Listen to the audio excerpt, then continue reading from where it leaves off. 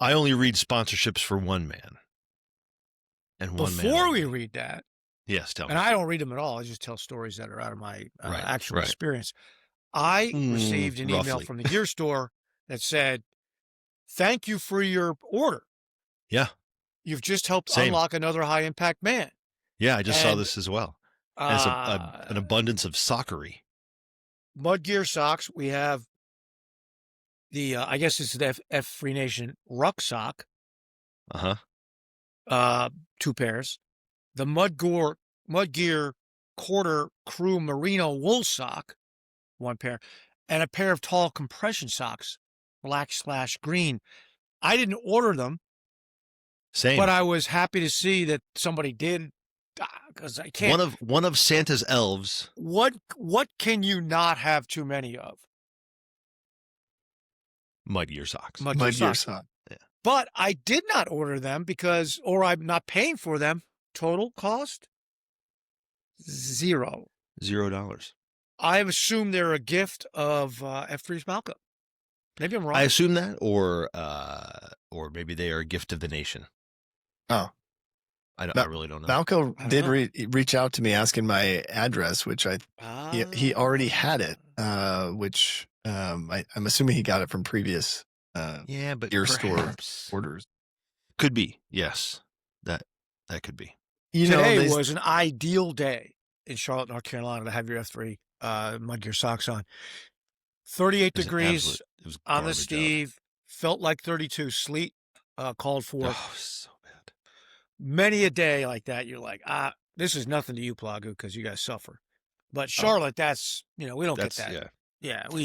Most of the days we're not. Yeah, most of the days we're better than that. And so you call it Thursday. We would call it adverse conditions. Adverse conditions. And I really thought for a moment about not posting until I slid my mud gear socks over my feet. Your little piggies. Everything. My complete attitude changed. Attitude changed. It's 5 o'clock in the morning. I don't want any part of this. Mud gear socks go on my feet. Boom. Out the door. Accountability. There may be rain from the sky, Plagu, but there's sunshine in his soul. One of our beloved packs in F3 Omaha was on a pre-run, run before the workout, and slipped and fell, broke his ankle in 3 different places. So shout out to Speed Bump. But he was even though there was no snow or ice, Speed Bump got speed bumped. He was not wearing F3 socks, so I don't. Well, I don't know if that would have saved him. Ironically, F3's Kickin' Chicken, beloved character. Chicken is love. Chicken is love, we say here. Because whenever Chicken gets lost in a Bible study, he just goes, I don't know about all that. But Jesus is love. So we can say Chicken is love. Anyway, Chicken is the only guy in the hot box older than me generally by about 11 months. Yeah. So we're out there this morning. It was awfully slick around here. And I was thinking, and then Chicken carried a bunch of junk, kind of went through this part with some of the wet leaves and stuff. I happened to be close to him, and I heard him squawk like a chicken. Down he goes. Broken ankle. Yeah. Broken ankle. That's rough. Now, Pax, I'm not going to...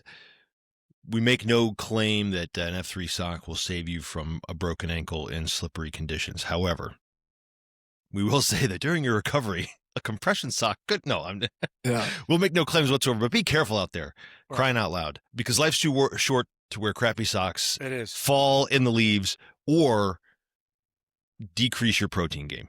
Too short for all those things. Don't do any of those things. Don't do any of those things. If you're going to be a winner, you're going to need a coach. Sharpening doesn't happen by accident. A blade left untouched will rust, and a man left unchallenged will stagnate. Every man needs friction, resistance, and a whetstone to grind away weakness and reveal his true edge. Welcome to the Whetstone, where we reject comfort, disrupt the status quo, and forge men ready for impact. Hosted by Dredd, Dark Helmet, and me, the Plague. This is where men step out of the drift and into acceleration, because iron sharpens iron, and no man sharpens alone.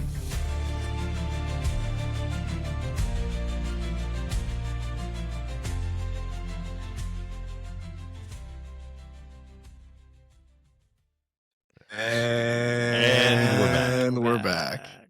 I love it. Good to see you, Jamokes. Dredd, it looks like you're growing this beard out a little. Is that a seasonal thing for? No, it's not. Okay. Well, he's in a season of life where he's growing his beard out. Is that the same thing? I get a haircut and I trim my beard every 30 days. However, the M and I have an event coming up, and I agree not to get my haircut when she asks me not to for this event. And since I get my beard trimmed at the same time, it hasn't happened. Otherwise, I would have done it today, and I would have been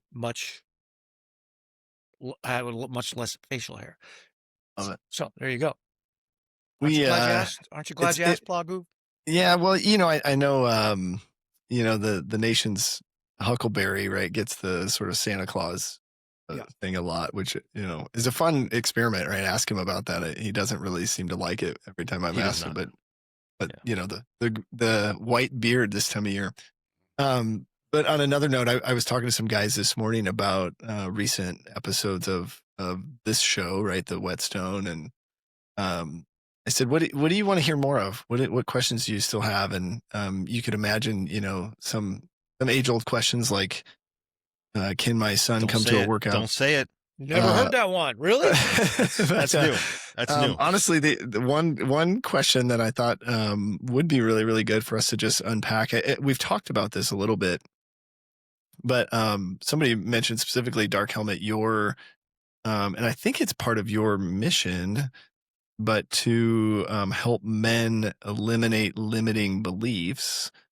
And so I wanted to just kind of unpack that, because I also think, the splitter, the whatever we want to call him, right, is out there. And I think a lot of us guys continue to get, sort of those mental attacks, and we create these limiting beliefs. So I wanted to kind of unpack that a little bit. I don't know if there are things that you guys have tried that have been helpful in that space, but what do you think of that topic? It's a good topic. I have it's kind of a detailed regimen that I use to overcome self-limiting beliefs. It goes like this: stop it. Well, problem solved. Shortest There we go. episode yet. Next question. Yeah. No, Dredd, were you going to say something? I felt like you were going to jump in. I thought you were going to say, what if I don't? But what if I don't? What if I That don't? helps. That helps. Yeah. What if I don't overcome the self-limiting belief? And No, if you're what willing, if I don't? When a self-limiting what if I don't? crosses- What if I don't yeah. grab What onto if I it? don't limit Yeah. myself? What if I Yeah. don't? Yeah. What if I don't? That's a good one. Yeah. I mean, it's along the same lines as stop it. Yeah, Um, sure. I think that now, in all seriousness, and different guys come into this, I think, at different places, right? Some guys don't even recognize that they have them.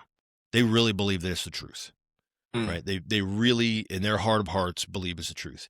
Now, I think I've been there at different times with different beliefs, right? That I was like, no, maybe this is really just how I am, right?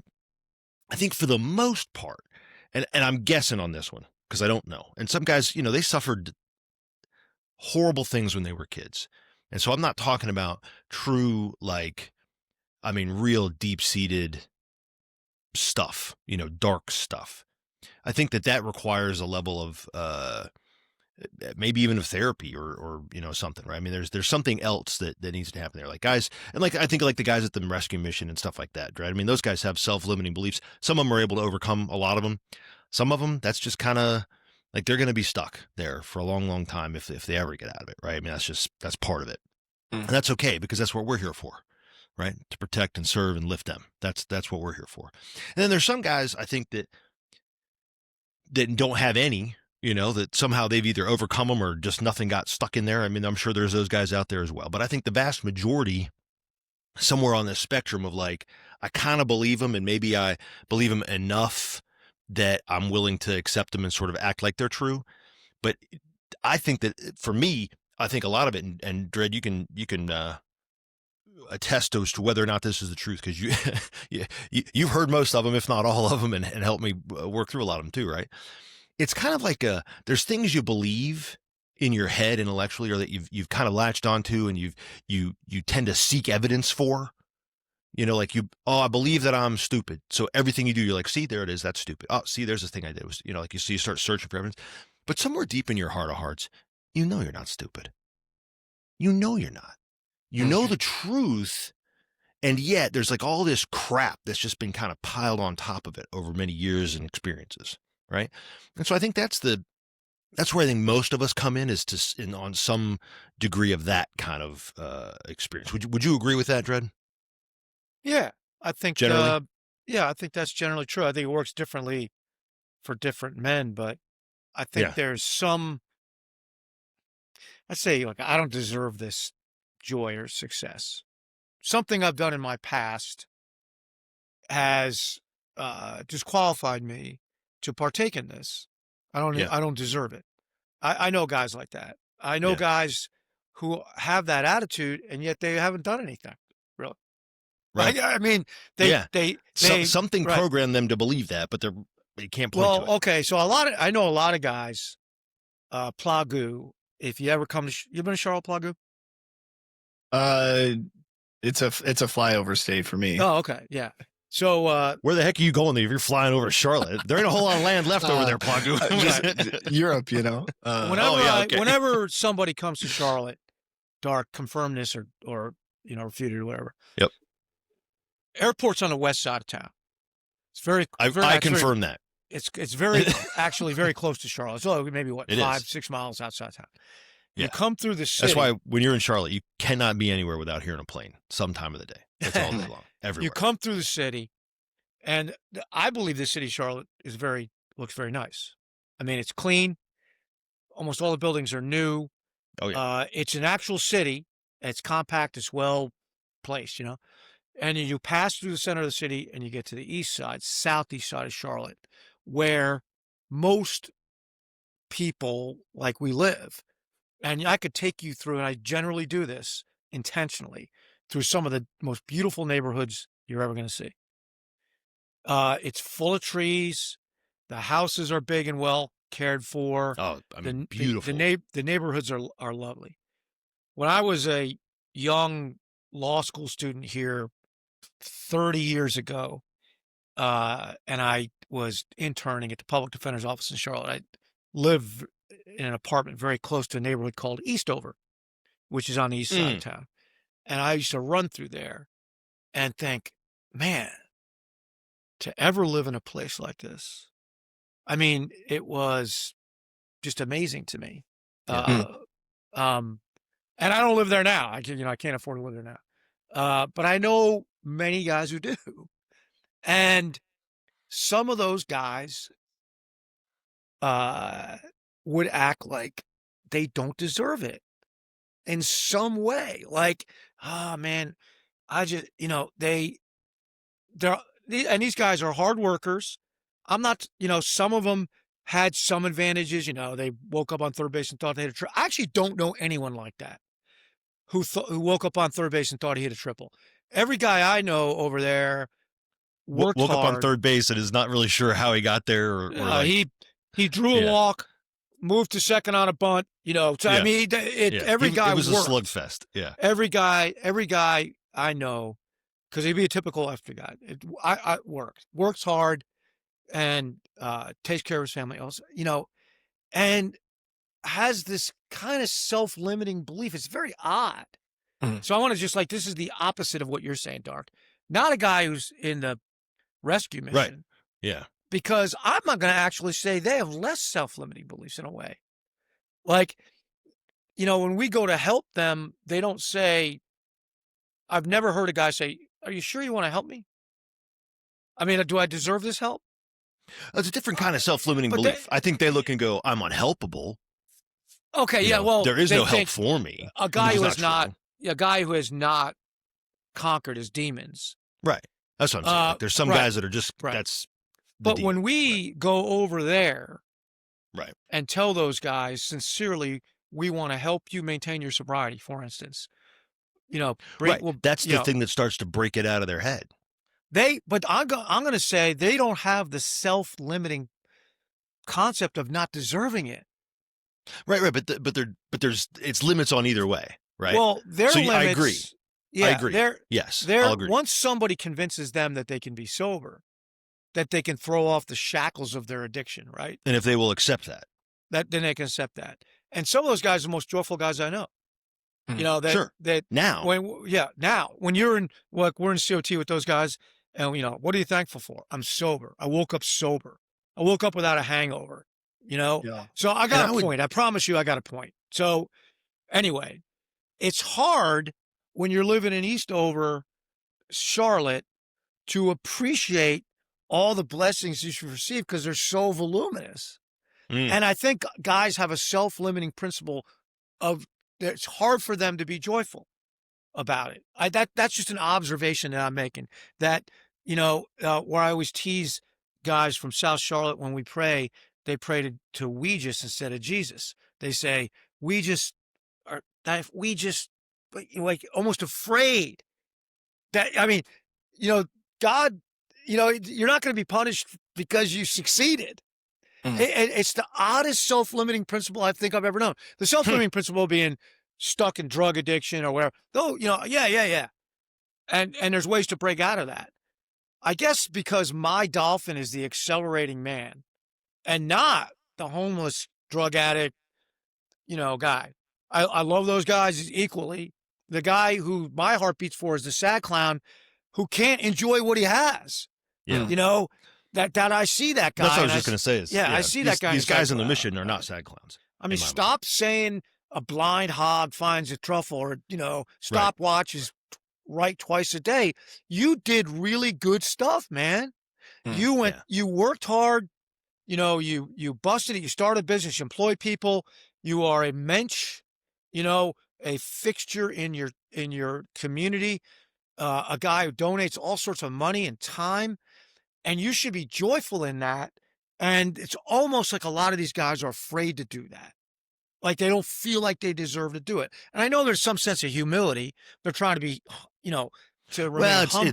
It's yes, but I feel like it's some of it's societally pushed, I think. Oh, like, a lot of it's societally pushed. You're not allowed Absolutely. to be okay with it. You're not allowed to, you know, but some of it comes from like familial stuff like you grew up with or whatever.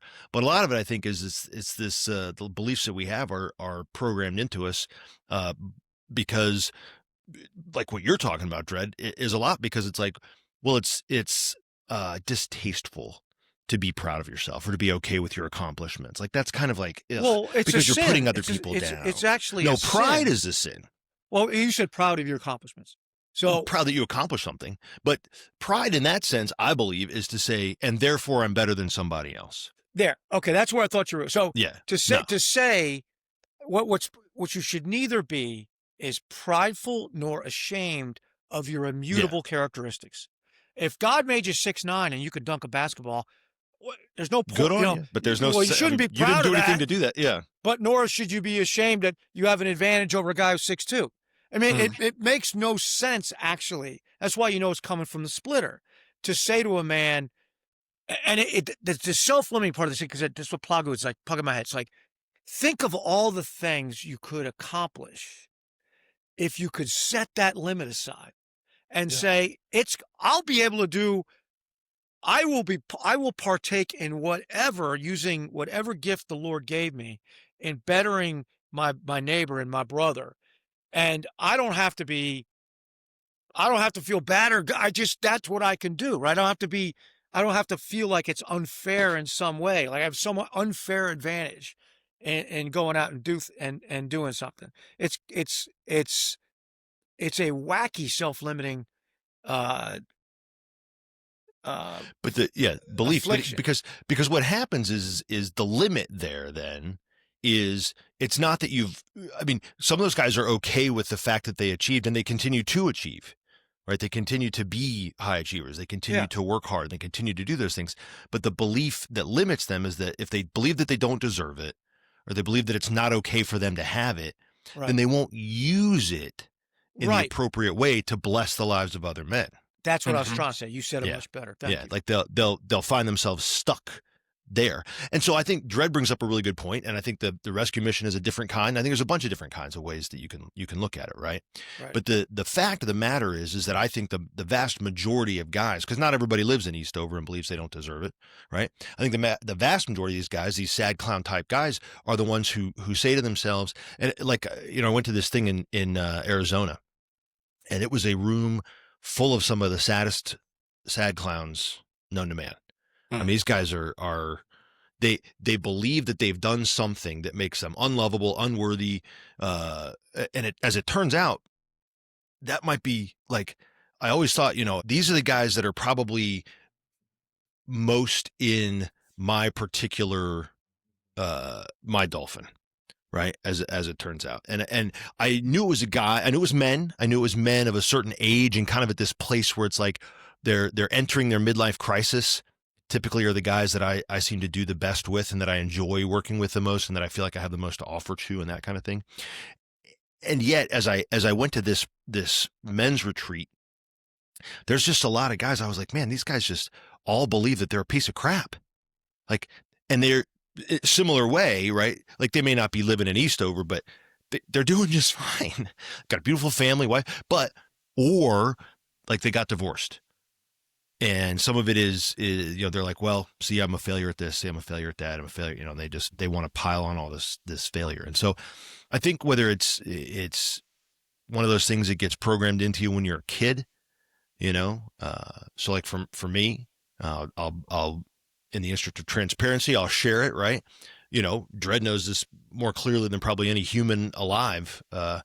Like Catmouth, right. My dad was a guy who, it wouldn't matter what you did. It wouldn't matter what you did. You could come to, he's what I call $1,000 guy, right? You hand him $1,000 and he'd be like, well, I guess if all you had was 20s, and that's kind of how he lived his life. Right. And so I could come with an A and he'd be like, well, I guess if you couldn't get an A+, or you could come with, Dad, it wouldn't matter what it was. Right. But that's a reflection of him, not me, but whether it's programmed in there when you're a kid, and anything from 0 to 8, is kind of permanent. It's in there. It ain't changing. All you're going to have to do is figure out, how do I navigate and guardrail against these feelings? And we talked about this on a previous episode where it really becomes, and this is a really powerful thing that Dredd taught me, right? Is it really becomes important to capture those thoughts as they come, right? Here's a thought. You cannot, you really have to objectively assess what that is in order to let it not become a feeling and then therefore become, an action or behavior or whatever, right? So really capturing those thoughts up here and going like, whoa, time out. I'm about to feel a certain way about this. I can feel that coming, right? Now, what's the objective truth about this thing, right? Whatever it might be. I don't feel like this thing is true, whatever, right? So I think when you start thinking about the self-limiting belief, I think it can take on a number of different hues, if you will, right? I think that's kind of what we were getting to. So there's some on the one end where it's like, well, I don't believe that that I can be saved. There's some on the other end where it's like, I seem to be saved, but I don't think it's because I did anything good. I just lucked into this somehow or something, or I don't deserve to have these wonderful things that I have, and I'm unworthy of the blessing. And then I think there's a bunch of guys in the middle that are like, I think I know that I'm actually not as bad as I think I am, but for some reason, whether it's the programming of the society or the father or the mother or the whatever, when they were a kid, there's something in there. What I think it all boils down to when you look at the whole swath is this idea of identity, right?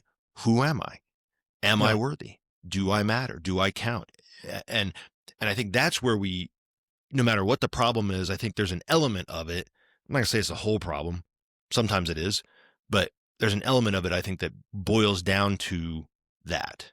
Yep. It is the you don't understand who you really are, man. And since you don't understand who you really are, and you have never been able to look at yourself objectively, you find yourself trapped in this just trash pile of false beliefs. These things are not true, but you have held them as true. And therefore, there's a concept that I love that, talks about like, look, if you're a Sandler, sales training, you ever heard of that? Mm-mm. No reason why you No. would have necessarily, but this guy David Sandler reminds me of like the sales guru. It's like if Dredd made a sales program, this would have been it. That's anybody who's familiar with knows that I'm right. So this guy says, look, you can only ever act within 1 degree plus or minus of where you see yourself conceptually. So if you believe you're a 5, and that's where you hold in your mind you're a 5, you'll 4 to 6 it your whole life, forever. If you have a 10 kind of a day, you go, well, I'm good, but I ain't that good. So I better hurry up, and tomorrow I better pull out a 1 so I can get myself back down into crapland, right? And so you've got to work on how do you see yourself conceptually? Like, what do you really believe about yourself? What is objectively true? What is not objectively true that you've held on to? And parse that stuff out. And honestly, for me, like I jokingly said, stop it. Not easy per se, but I think to a large degree, it really is that simple. You look and you go, these things are things I believe, but I cannot find the objective truth in them.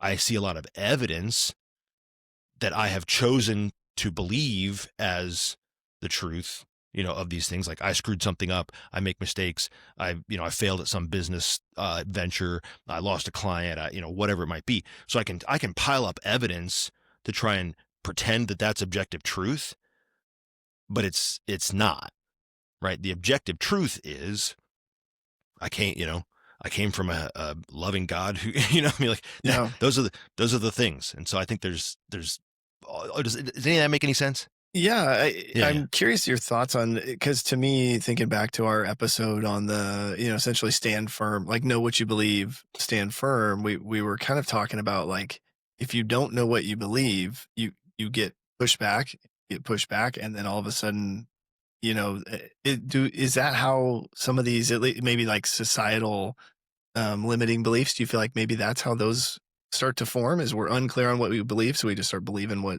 society tells us men are supposed to do? I don't know. Just thinking the cult, nature abhors a vacuum, but the culture loves it.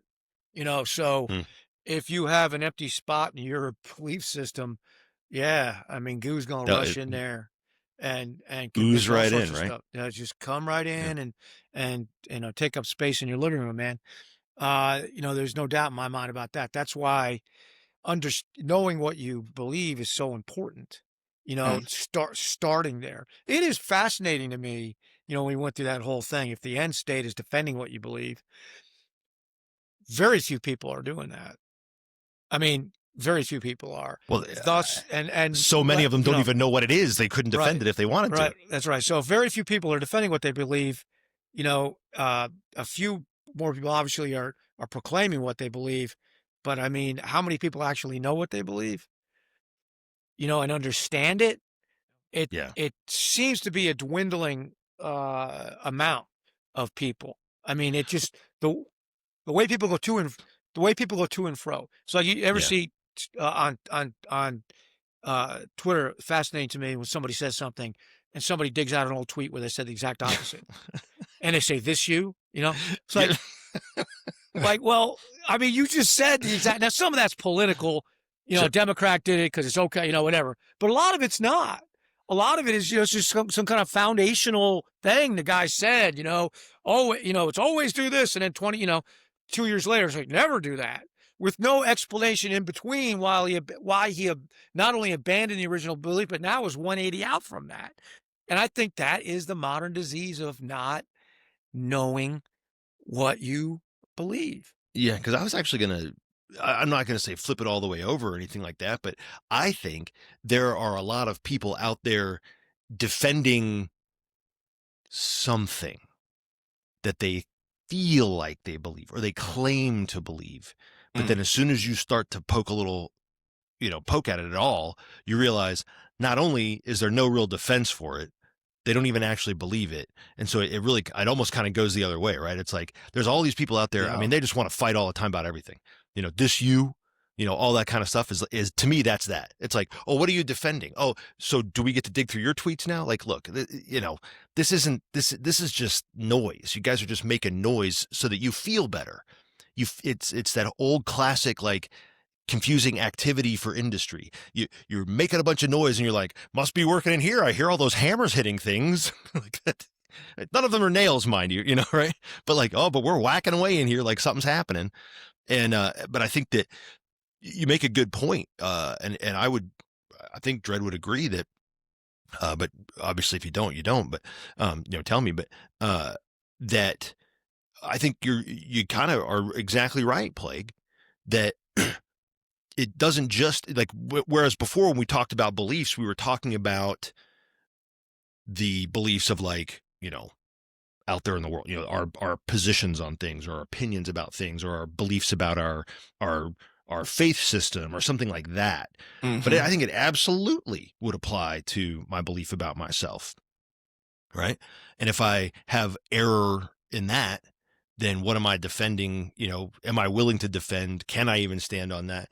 I had so many mixed up thoughts about who I really was and how I really was, that it would have been impossible. And it was impossible. It was indefensible. I mean, am I right, Dredd? Like I couldn't, I would say, I feel like this, or I'm this way, or whatever. And he would ask me a couple questions and I'd be like, okay, well, I don't have a good answer for that one. I just know I feel this way, Well, I'm sorry about your feelings, but yeah. Well, I think that's why they're called self-limiting beliefs, because they're coming from in here. And then, so if you reveal one of these things to your stone or your shield lock, and they go, where'd that come from? And you can't explain it, then it came from some hole in your heart, man. Something that got poured into that hole from the outside that shouldn't be there. And that when you got a blade, talk about, because this is the whetstone, you have a blade who expresses self-fulfilling belief. You say, okay, why do you believe that to be true? Well, it's always been true.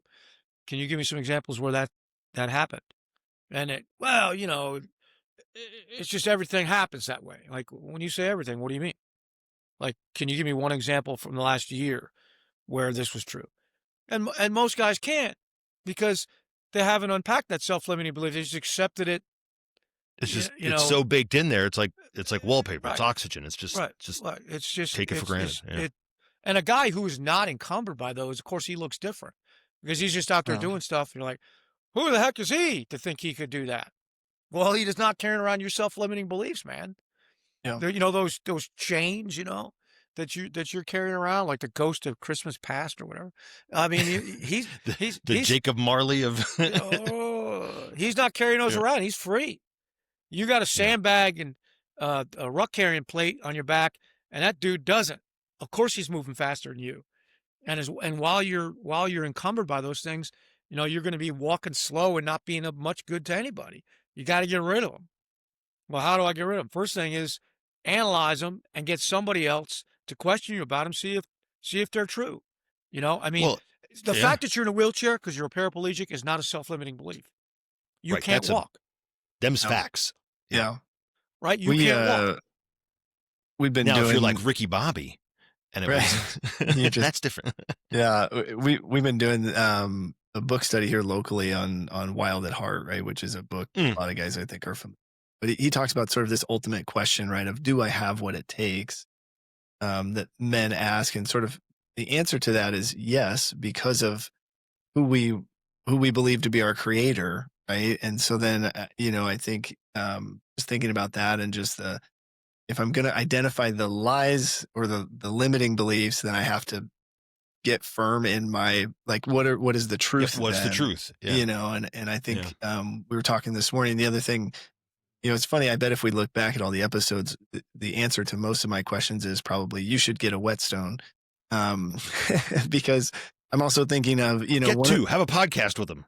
One of the conversations that we had was about guys sort of asking, like, well, do I need a whetstone? And this to me would be an example of one of those things where having a stone could help you identify some of these self-limiting beliefs that you're not even aware of, right? I mean, I think that's the risk here, right? Is that we don't even know what those things are. Cause like you said, Helmet, we're just so ingrained. I think you know, and I think you're not willing to admit them to yourself.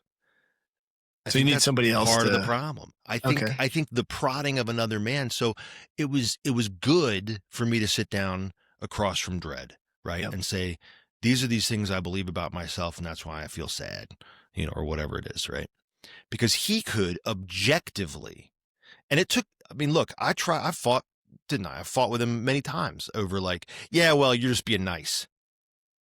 Well, you have to say that because you're my stone.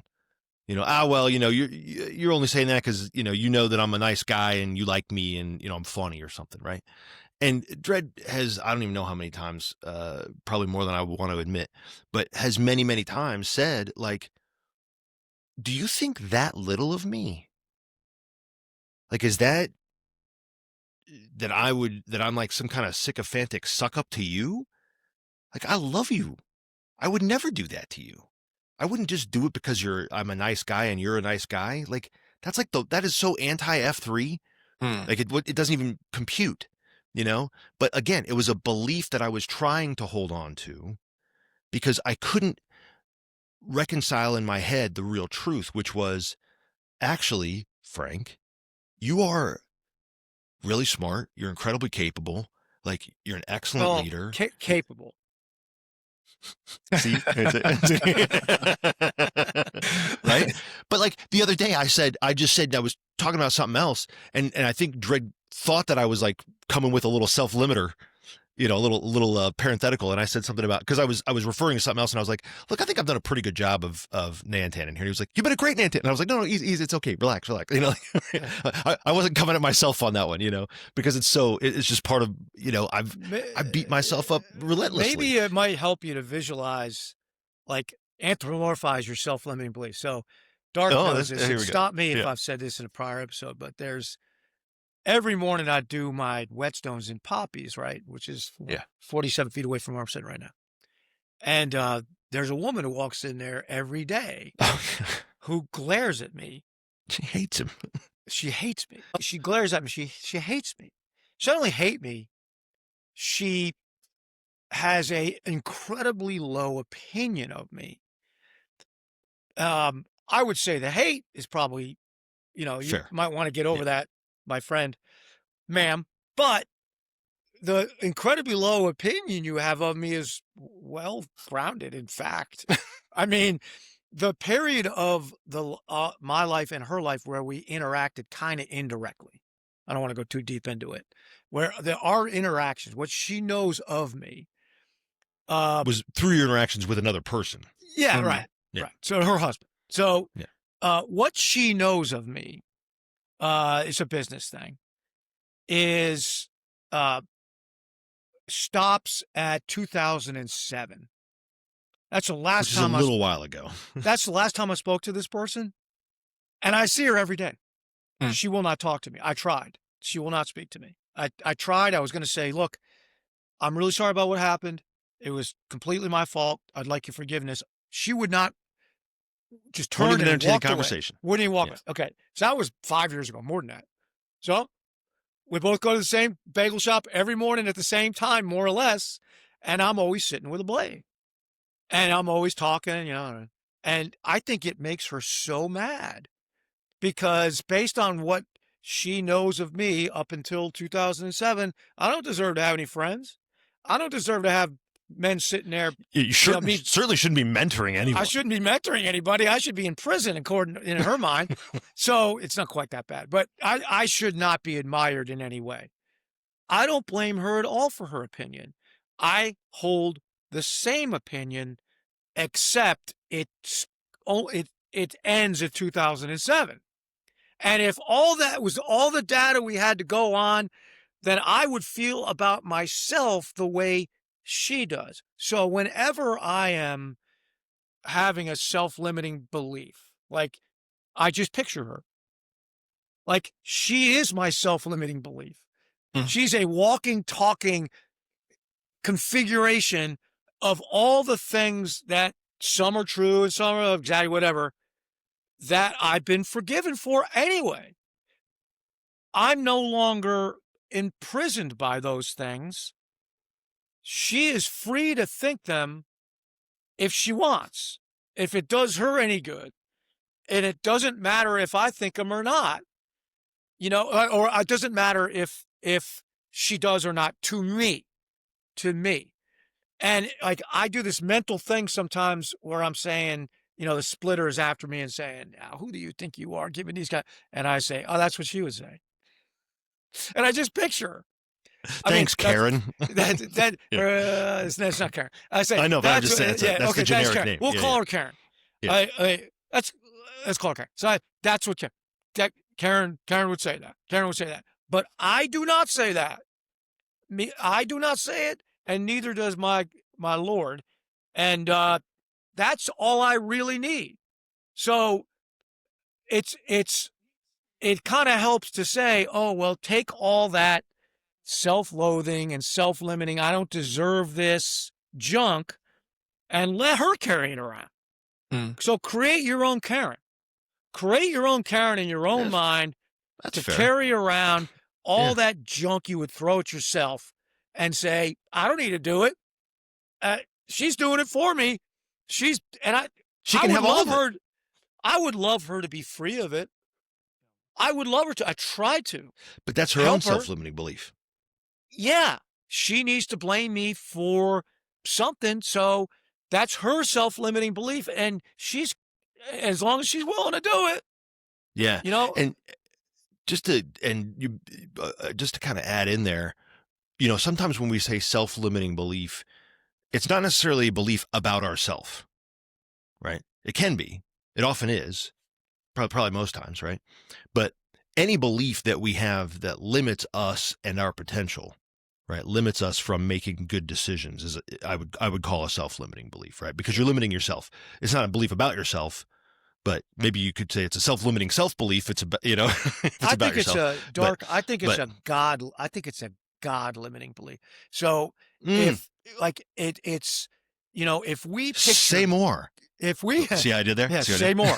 If we picture God as limited by space and time and whatever as we are, then we would be stuck in our self-limiting beliefs. If we don't think that God, through our beliefs, our collective belief system, through his son, has relieved us of all that, if he's not willing or able to do it, he's not all powerful, not all loving, not all knowing, right? If we say we limit him, he's not all powerful, he's not all knowing, and he's not all loving. If he has those three limits, then of course, what hope do I possibly have, right? Well, that's a God limiting belief, and it devolves to the self. And you say, well, I guess I'm in his image, and I don't deserve any of these things. None of these things are possible. I think, Frank, that's what I was getting at when I was talking about the guys at the rescue mission. Yeah. Our rescue mission, Plagoo, is a faith-based rescue mission. It does not take any government dollars at all. At all. All private. All private. So it's all redemption through faith. Yeah, I would say it's 100%. Your identity is in Jesus Christ, not in your addiction. Right. And if you can't, that's right. All they do all day is focus on that. And of course, they believe it because they have their lives handed back to them and their affliction removed from them through grace, and they believe it. And then, they also believe that God is not limited in any way. His knowledge, his power, and his love is not limited. That's why if you say to one of them at a workout, hey, man, why don't you come to church with me? He's like, hey, great. Can you drive me there? Yeah, I'd love to. Sounds good. Yeah. Whereas if you ask me that, I'm like, man, do you really need me there? Man, I'm a sinner. I'm going to come up with these guys are free of that. That's what I was trying to get at before dark, right? They're I see what you're saying. Like if you walk up to one of these guys and say, hey, man, would you like an F3 sweatshirt? I guess I was thinking more like pre-mission, right? Before they got there, they had it. Yeah. Well, you walk up to one of these guys and say, you want a pair of F3 socks? That guy's like, oh, thank you. You walk up to me and like when I got the email today, I'm like, oh, who do I Venmo for that? We're I can't. I almost emailed, I don't want to accept. Well, Malco. I almost emailed Malco and said, hey, man, there's a glitch in your machine. I got it. I almost did. And I sat there and said, what am I doing? That's a Christmas present. Like it took me a second to take off that self-limiting belief to think, hey, this guy, he loves us and we've been promoting his socks and all that. And, he just gave us a pair of socks, right? Yeah. That's the danger of self-limiting beliefs. If you have been blessed. Yeah. It's almost like it's like a strange reverse arrogance. Yes. Right? Exactly what it is. Yeah, it's like an upside down arrogance. Right. It's like I believe, the thing that I hold in my head is more important than what God holds in his about me. And therefore, I know better and I'm smart. Now, some guys use that in the one way where it's like, well, I'm going to go after my own will and therefore I'm going to be this debaucherous, whatever, right? That's one way of going after your own will. I go after my own will a lot of times, and I would say I've overcome it to a vast, vast degree, right? Vast degree. I mean, when was the last time, Dredd, for real, that I had like a real honest to goodness golf cart, tumble down the side of the road episode? Like it's Thursday. Or maybe Wednesday. Hey, Wednesday. No, it's been a long time. Right, It's long been time. a long time. Long time. Since I've known you, the greatest amount of time ever that you've run without a golf cart. Yeah. So, because we grow, and this is through community, right? Yeah. This is through the second F, is we grow and we come to believe in the full, that God is not limited. We come to believe. That's what I was kind of that's what I was kind of getting at. Is like I think more of us play on this other side because we recognize that being this debaucherous a-hole, that I'm the king of the world. F3 guys, we know that. We're not the king of the world. Most of us are not playing in that arena, right? What we're playing in is this arena of like, oh, I'm going to go after my own will, but my own will is not accepting God's grace for me and believing that I'm a piece of crap, right? That's my own will because that's my belief about me that has been programmed in there. And unfortunately, at some point, you just have to look it in the face, call it Karen, call it whatever you want, and just go, yeah, so look, you and I, we're done. We're done. I'm not doing it anymore. What? Oh, no. Plagu, what's your college football allegiance? Cornhuskers. I recommend you have none. I knew it was going to say it. Cornhuskers. I knew it. All right. I knew it. Now, what bugs you the most about Ohio State football? about Ohio State? Yeah. Not that does anything bug you? No. What bugs you most? I love that. I mean, you're in the same conference, right? Oh, just that they you guys are in the beat Big us. Ten. I'm an SEC guy, right? But Yeah. you're in the same conference. What is it that bugs you the most about Ohio State football? I don't let sports cause any emotion. Wrong. This is what bugs you the most. They always win, and then they turn around and they say, "It's the world against us." Yeah. Always Me against the world, baby. They hold up these signs. It's the world against us. And every time I see that, I say, guys, that to me is that weird kind of arrogance we're talking about. Because if you say, well, we practiced hard, we train hard, there's winners and there's losers, we did the best we can. And if we win, and we're grateful for it. Yeah. We're grateful for wins. We understand losses. It builds our character. But if you say the world's against us and we won anyway, then you're saying you did it. Yeah. That everything was lined up against you. God didn't even want you to win.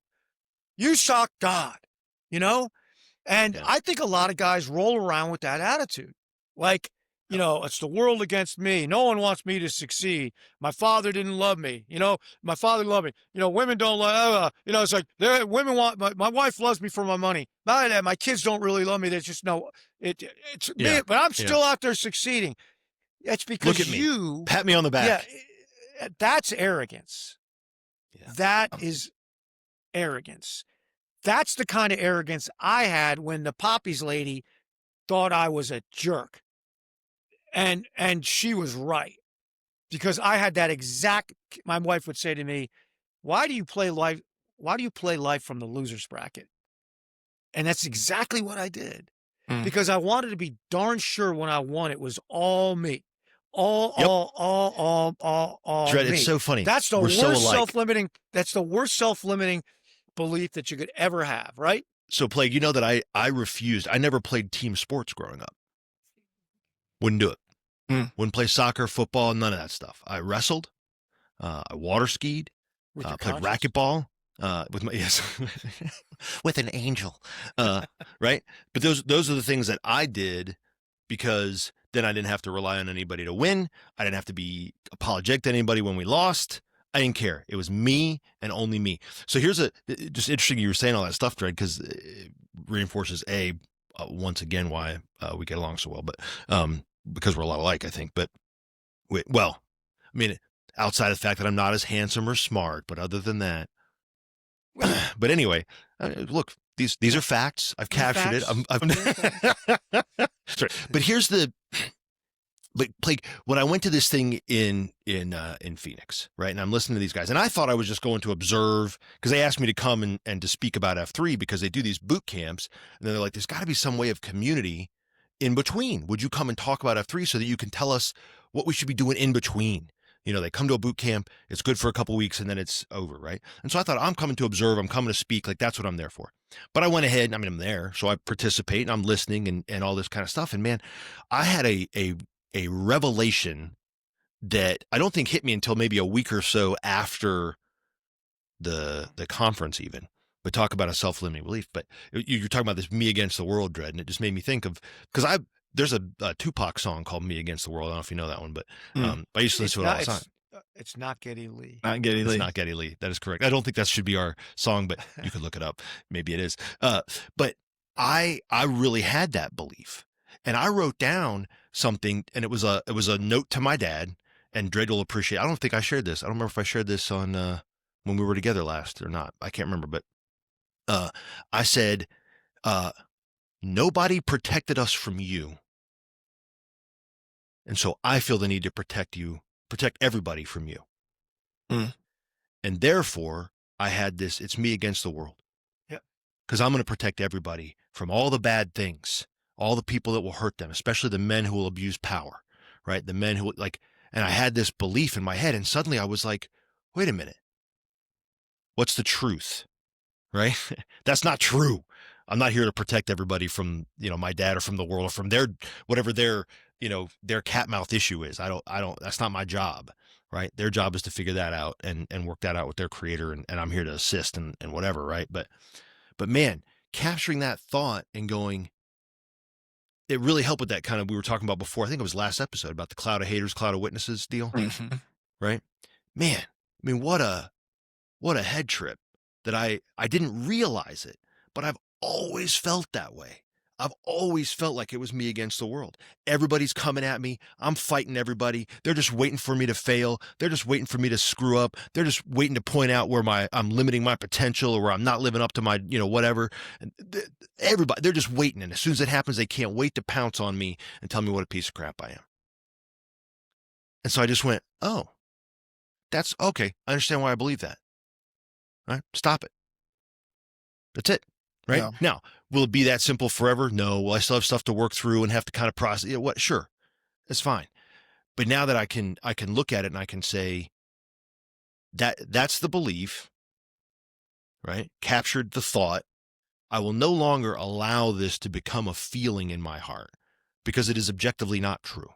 Yeah. Right? It's coming from somewhere else. Like Dredd said, it's being poured in from some other place other than the source of all truth. Right? The fount of all joy. Like it's coming from somewhere else. So I have to capture it and now I can reject it. But I couldn't do it until I understood it, just like you were talking about, right? Until I understood what it was, until I could identify it and point to it and go, okay, now it has a name. My Karen thought was me against the world, right? Nobody protected us from you, so I'm going to run around and protect everybody from you, right? That's a rough thought. That's a hard way to live. Yeah. That's a hard way to live. And I didn't realize it, I mean, I guess I realized it, but what I mean? But putting words to it made a big difference for me to overcoming it. Does that make sense? It's also blasphemy. And I'm going to tell you why. Yes. Yep. I'll agree. Ephesians 6:13, we are God's handiwork. created in Christ Jesus to do good works that God prepared in advance for us to do.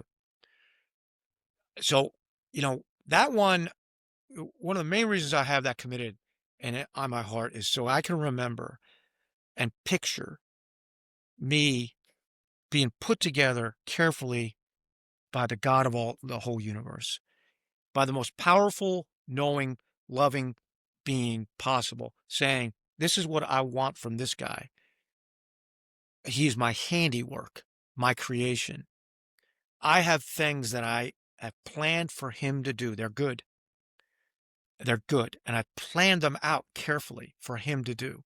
And then like out of the, wrapper of the box, and I pop out and I immediately say, I'm going to do what I want to do, or I don't deserve to do anything, or, or I don't think I like that one. Let me do something else. Instead, I'm going to protect people from my Father. He didn't ask you to do that. He didn't create you to do that. He gave you certain gifts, and to deny those gifts and say, well, to minimize them. So you minimize your gifts, and then you kind of overlook your failures. It's like, that's blasphemy. That's to say to God, no, I'm not going to do what you've called me to do. You are not sovereign, and Jesus Christ is not Lord, and I am not your handiwork. I'm self-created, do what I want to do. I'm my handiwork. Yeah. I'm my handiwork. I'm my handiwork. Yeah. And so I'm always aware when I hear a guy running himself down, like, because what might be behind that is not so much low self-esteem, but so much self-esteem that he's not willing to be obedient to anybody. And that would have been a mirror I was looking in. Yeah. Guilty. 20 right? years ago. Right. Yeah. 20 years ago. Like, I've decided to do these things. I have decided, so that whole C.S. Lewis quote, humility is not thinking less of yourself, it's thinking of yourself less. Of yourself less. Yeah. Yeah. Of yourself less. Yeah. And the freedom when you are in service of other men, the freedom of it to be free of, like, I'm just doing what God set me up to do. Like, I'm doing the good works he crafted me to do before I was even created, right? In advance for me to do. The freedom of that. It's beautiful. Karen, I want you to know that freedom. I want you to know that freedom. Can't force you to have it. I would love it. I'd love it if you'd listen. I'd love it if you'd listen and let me help you. I believe that anybody who knew of it would want to partake of it. Yeah. Anyone who actually knew of it. I keep thinking that she's going to walk in there one day and see, me and you or somebody just huddle up and just walk over and say, all right, I just have to get this off my chest. Do you know what a jackass this guy is? And I'll look right at her and go, yeah. Yeah, he told me. Yeah, he tells me constantly. Right. Why would you even listen to a word he said? Because he ain't that guy anymore. Yeah. I mean, I would love that. That guy died in 2007. That guy's been dead for 20 years. You're the only one carrying around his corpse. Yeah. It would free that poor woman, Yeah. Like, Frank, doesn't she seem just miserable when she walks in the door? I think that everybody, yes. So yes is the short answer, but everybody who carries around that kind of thing. Yeah. And just for whatever reason, and I don't like the word, I mean, you ask my kids, you can't use the word can't in my house, or I won't allow it. Like, I just don't can't use can't. I can use can't, exactly. but I tell you not to can't. No, I get right. Yeah. But using the word can't in my house is, I mean, you may as well, you could actually, I'm fine if you swear. I don't really care a lot about that, but don't say can't. And so it's not that this woman can't do something different. She just won't. Right. And I was a lot the same way. And this is part of why I think Dredd and I have, in particular Dredd, right, with this particular woman, right? I don't know her from a hole in the ground. I mean, I know who she is because I'm there with Dredd, whatever, right? But I don't know her at all. But you can have that compassion because you were that guy. I am that guy. Mm-hmm. I look, something early on hurt me, and it was tough, and I did not like it.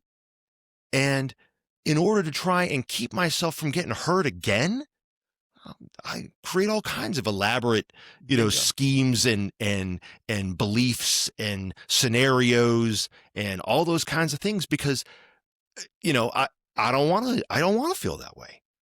But there's two ways around this, right? To not feel that way.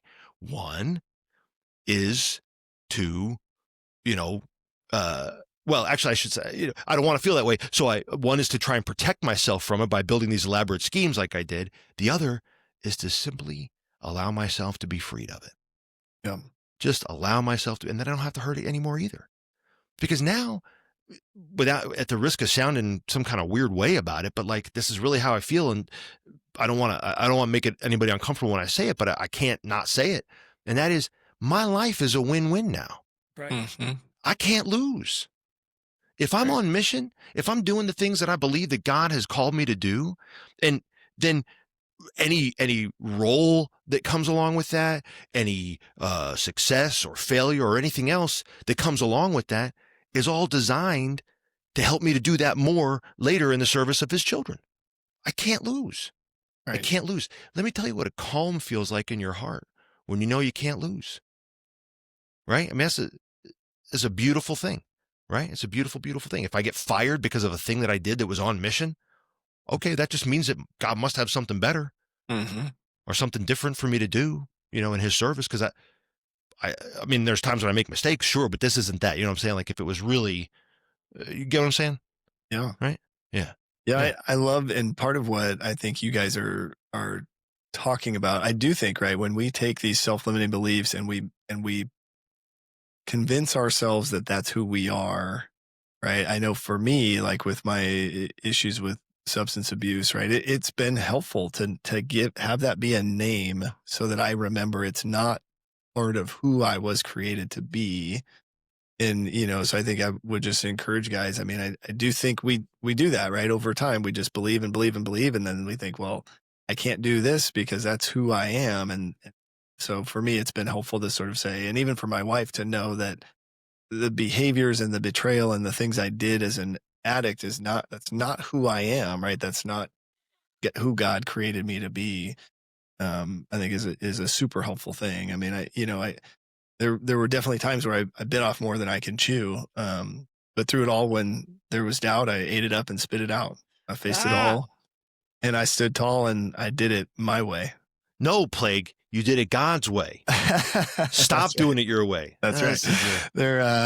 We got to stop doing it our way, right? I think right. I love that message because I think, and God is so patient, right? You see this throughout Scripture that He is patient with us, right? He will let us sort of figure out that our way. I always used to say my best decisions earned me a front row seat in a 12-step meeting, right? It's like that's a good one. So I love the conversation today. I think hopefully this has been helpful for guys because I do think that, the other piece would just be like leaning into the community of brothers and Whetstone opportunities and shield locks, right? I mean, I know some guys think it's weird to like ask another guy to be in a shield lock, but it's not weird. It's necessary. As my 16-year-old would say, cry about it. Right. Cry about it. I don't care if it's weird. Yeah. Do weird stuff. Do same stuff, get same results. Right. Do weird stuff, get weird results. Right? Way better. Way, way better. Appreciate you guys. Make some brownies. Make some donuts. Don't eat them. Have a good rest of your day. All right. See you.